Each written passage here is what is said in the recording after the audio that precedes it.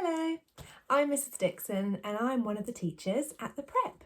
I'm really looking forward to reading you a story today, and it's one of my favourites.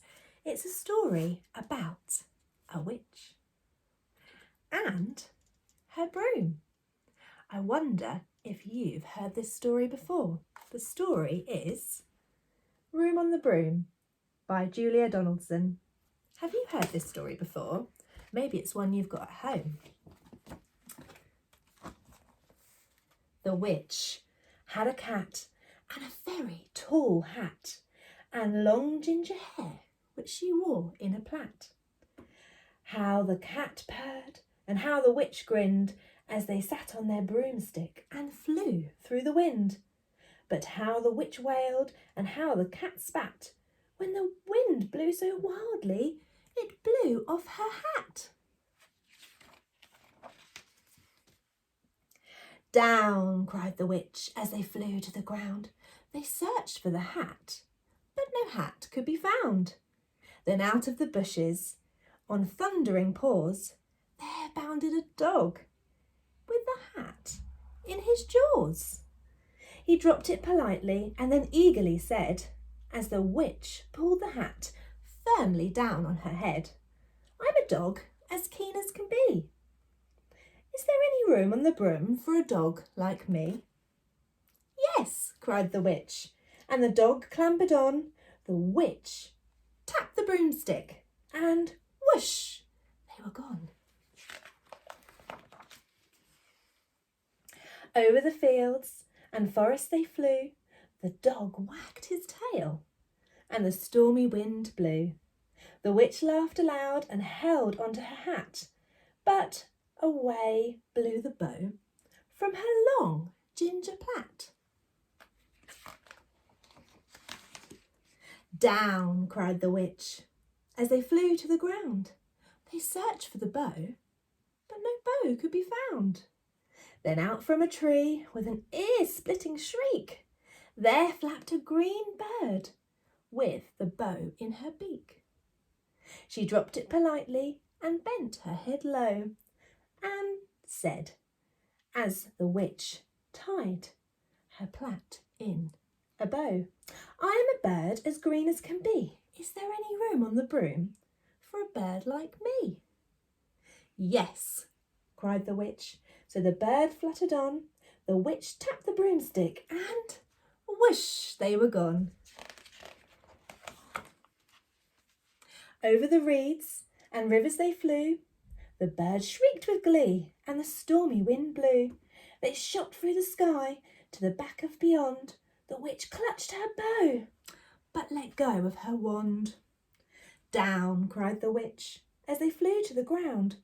They searched for the wand, but no wand could be found. Then, all of a sudden, from out of a pond leapt a dripping wet frog with a dripping wet wand. He dropped it politely and then said with a croak, as the witch dried the wand on the fold of her cloak, "I'm a frog as clean as can be. Is there any room on the broom for a frog like me?" "Yes," said the witch, so the frog bounded on. The witch tapped the broomstick and whoosh, they were gone. Over the moors and mountains they flew. The dog jumped for joy and the broom snapped in two. Down fell the cat and the dog and the frog. Down they went tumbling into a bog. The witch's half broomstick flew into a cloud. The witch heard a roar that was scary and loud.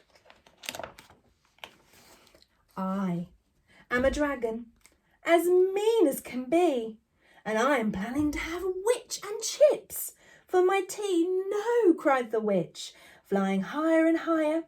The dragon flew after her, breathing out fire. "Help!" cried the witch, flying down to the ground. She looked all around, but no help could be found. The dragon drew nearer, licking his lips, said, maybe this once I'll have witch without the chips."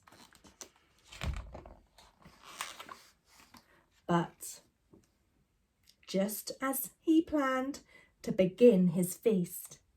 From out of a ditch rose a horrible beast. It was tall, dark and sticky, and feathered and furred. It had 4 frightful heads and wings like a bird.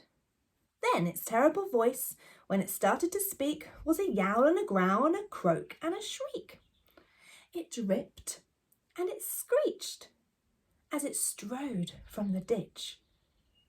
And it said to the dragon, "Buzz off, that's my witch."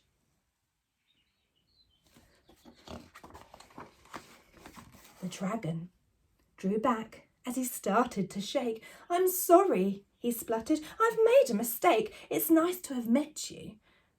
But now I must fly." As he spread out his wings and he was off through the sky.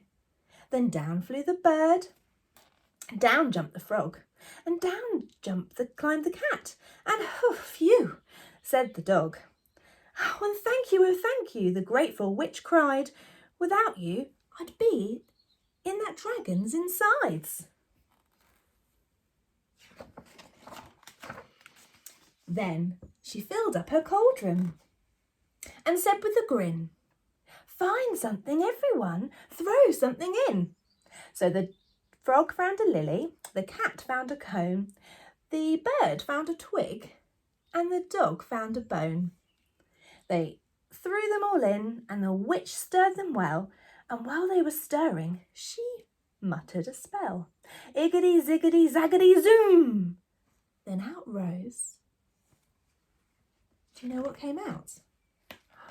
A truly magnificent broom, with seats for the witch and the cat and the dog, and a nest for the bird, and a shower for the frog. "Yes," cried the witch.